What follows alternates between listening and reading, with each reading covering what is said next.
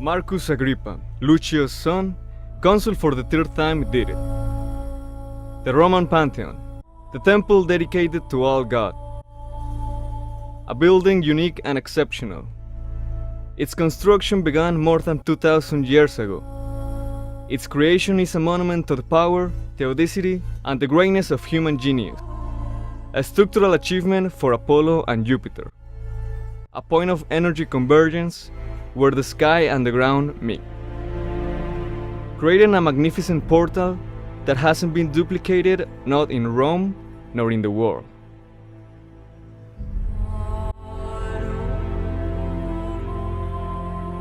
The history of this particular structure says that it was the Emperor Adriano who ordered the construction of the temple.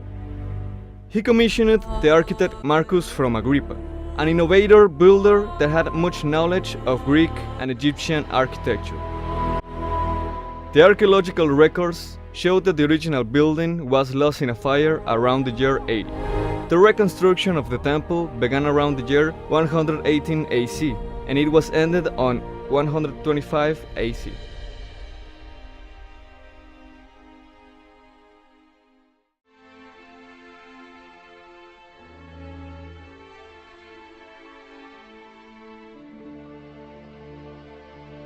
The Pantheon is remarkable for its 16 immense columns, each one made from a single block of Egyptian granite, having an extraordinary height of almost 12 meters, 39 feet. Years later, the building was hit by lightning and burned again.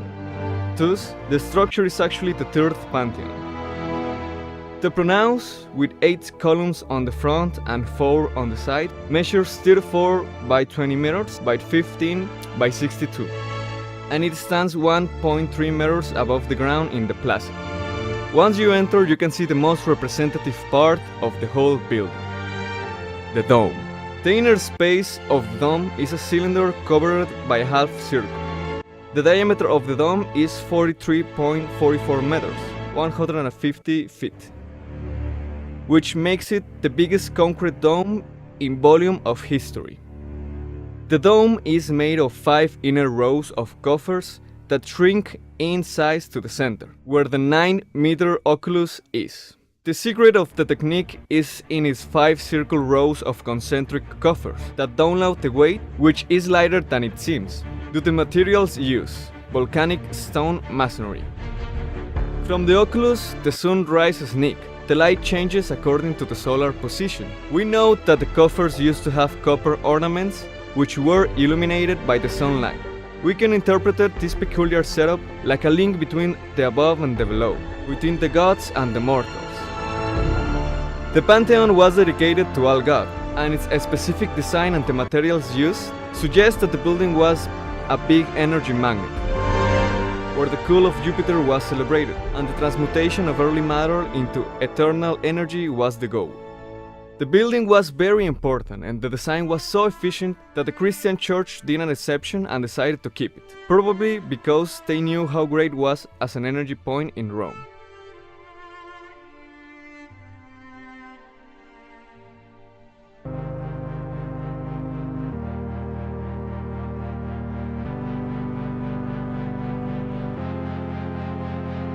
In the year 609, the Pope Boniface decided to consecrate it into the Church of Santa Maria ad Martir.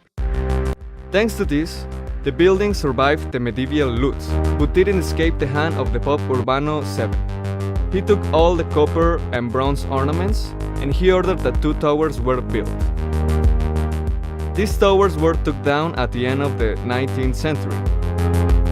To this day, the building is still property of the Catholic Church, a temple consecrated to the martyrs.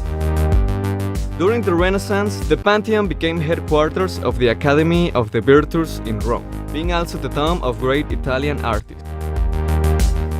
The building is almost identical to how it was centuries ago.